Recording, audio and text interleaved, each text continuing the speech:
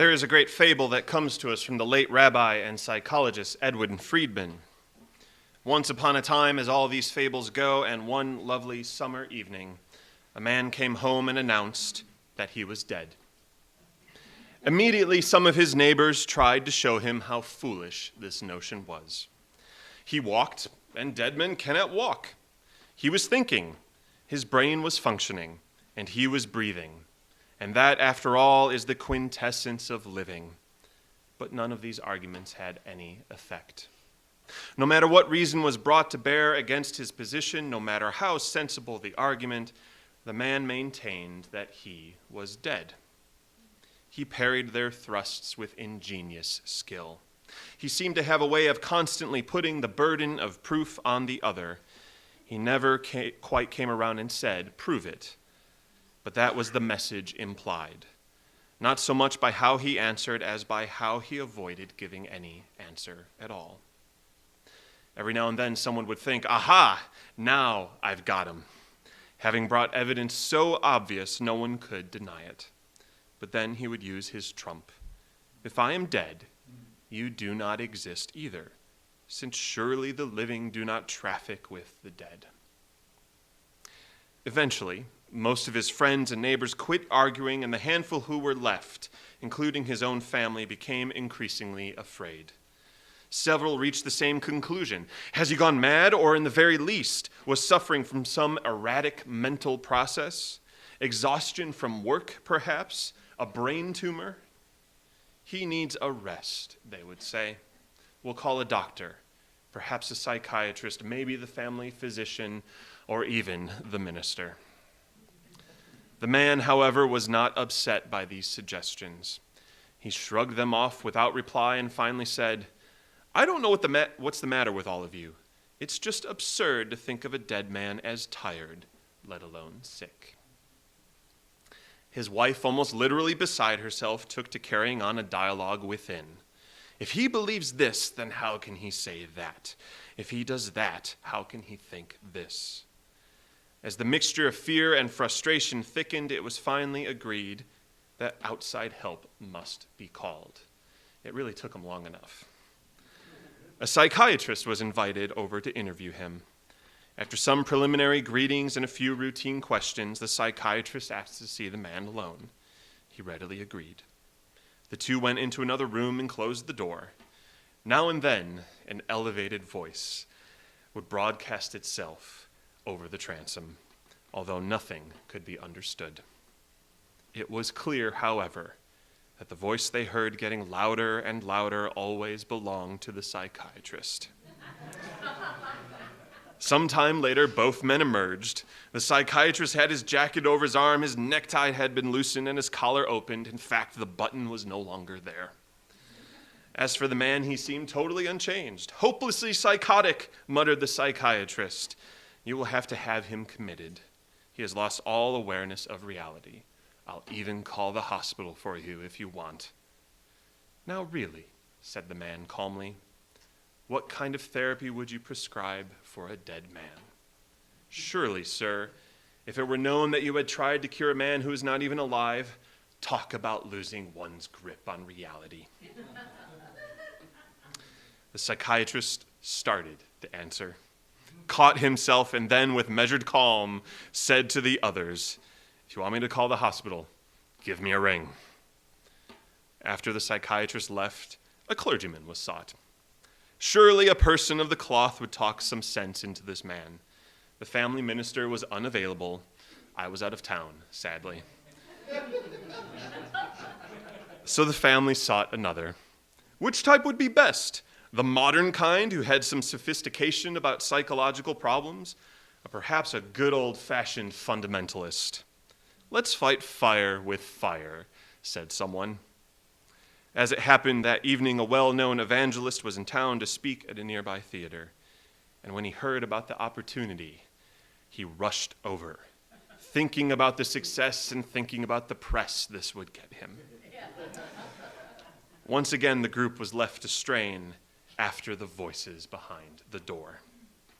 Again, nothing that was audible. Again, the rising tone. Again, never the man's voice rising. This time the clergyman came out alone, stopped, looked at everyone, kissed his Bible, and fled. It was now and only now decided that the family doctor should be called. This doctor had known the man since he was a little boy, and besides being a physician, he had this reputation of having patience and skill, and he was respected everywhere as a doctor with homey wisdom. He came quickly, and after one or two questions in front of everyone, asked the man in a no-nonsense way, "Tell me, do dead men bleed?" "Of course not," said the man. "Then," said the doctor, "would you allow me to make a small cut in your arm, say above the elbow? I will treat it, and there's no reason to worry about infection. I'll stop the blood flow immediately, and we can see once and for all if you are dead." "Dead men do not get infections, nor do they bleed, doctor," said the man, as he proceeded to roll up his sleeve. With everyone waiting anxiously, the doctor deftly slit the flesh, and blood came spurting out, and there was a gasp of joy throughout the group. Someone laughed, others applauded, though most seemed to be relieved. The doctor quickly dressed the wound and turned to everyone, saying, "Well, I hope that puts an end to this foolishness." Everyone was congratulating the physician when they suddenly realized the man was headed for the door. And as he opened it, he turned to the group and said, "I see now that I was wrong." Then as he turned to leave, he added, "Dead men do, in fact, bleed."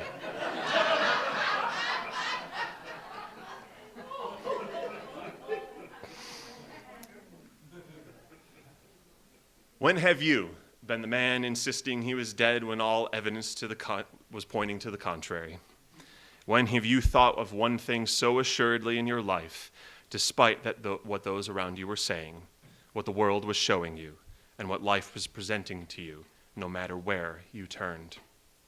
I know many of us have indeed been there. So sure of one thing, so sure of what our reality must be, that we have shackled our thoughts and buried the longings of our heart.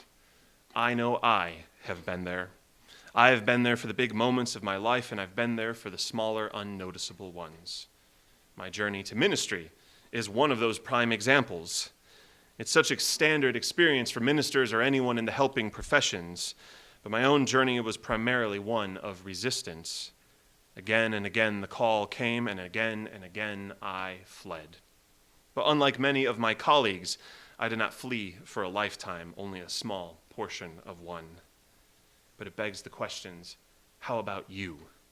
What callings, what beliefs, what states of being have you either fled or clung to? What are the ones you can think of in this very moment? In Lexington lately, we've been exploring the topic of liberation quite a lot. The liberation that allows us to bridge the divide between ourselves and our neighbors, and the liberation that leads us to commit to justice in the wider world. And while I feel those topics can be exhausted Sunday after Sunday, and Unitarian Universalist congregations do indeed love a good helping of liberation and justice, there is that one liberation that we must be mindful of before any work is accomplishable in our communities. The liberation of ourselves, the liberation of our hearts and our minds and our passions.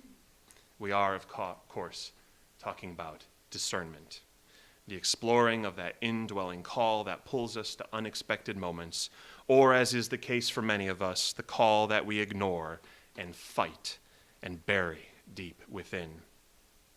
We are also talking about, by way of discernment, the maturing of our own spiritual and philosophical lives.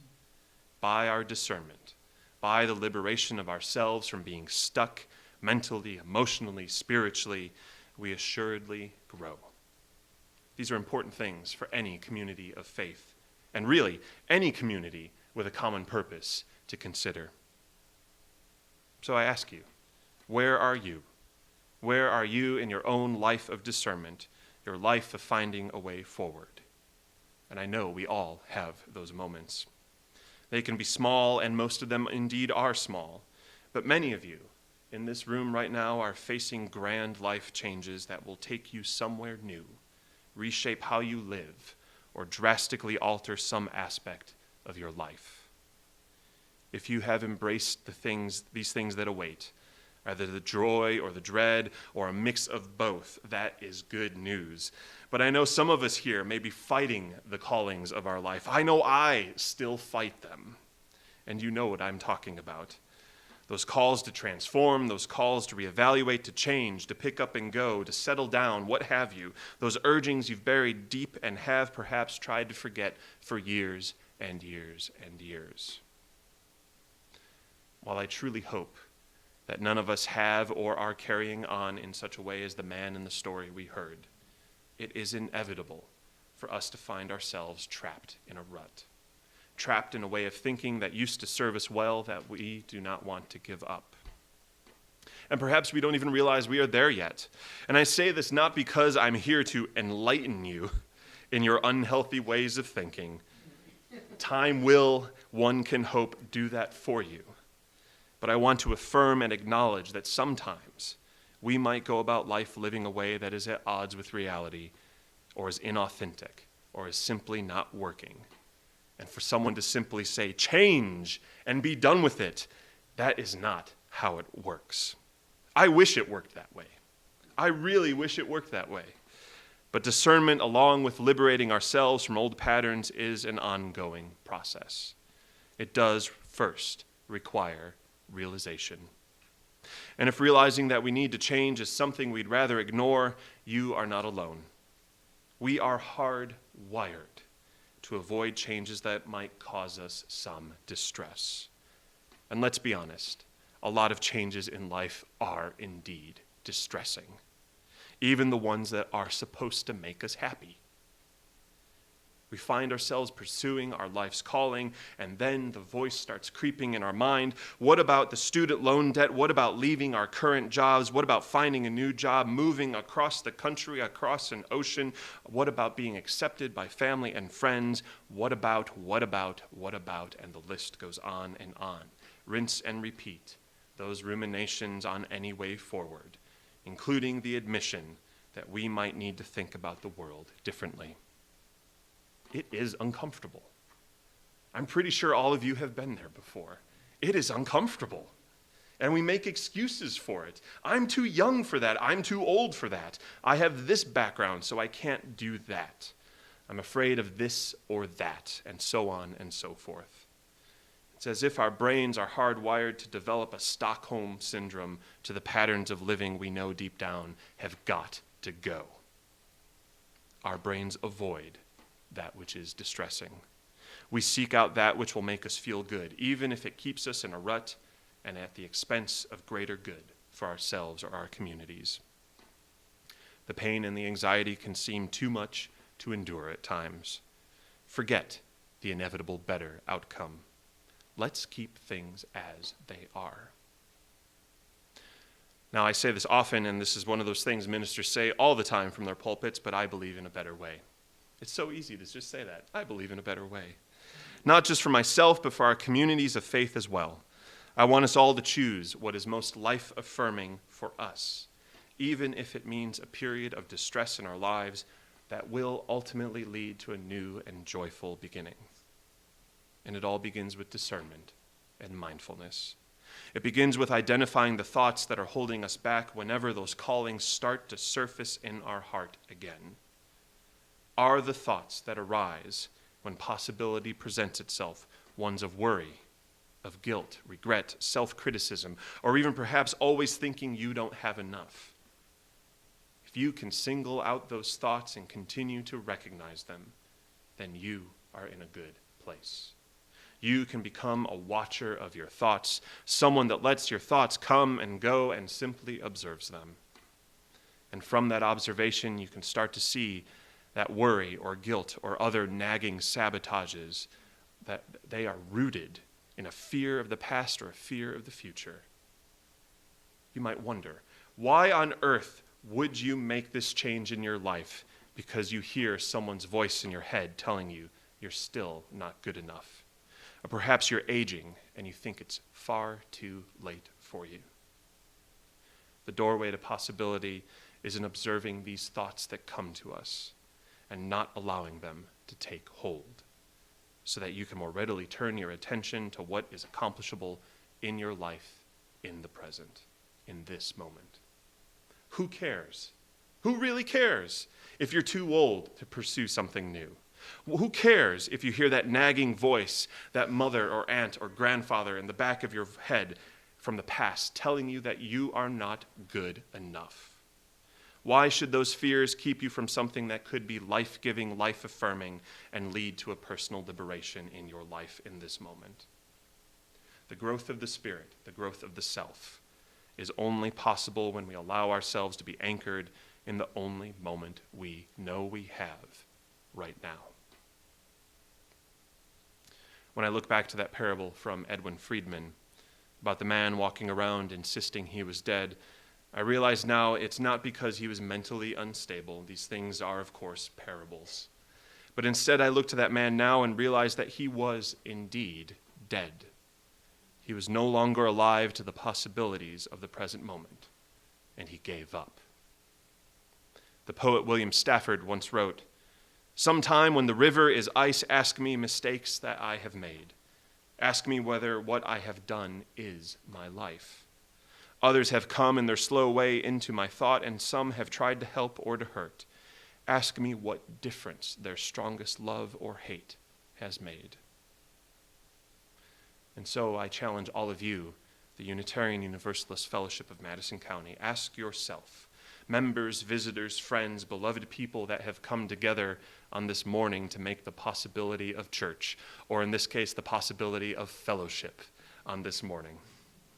Dwell in this thought, dwell in this question.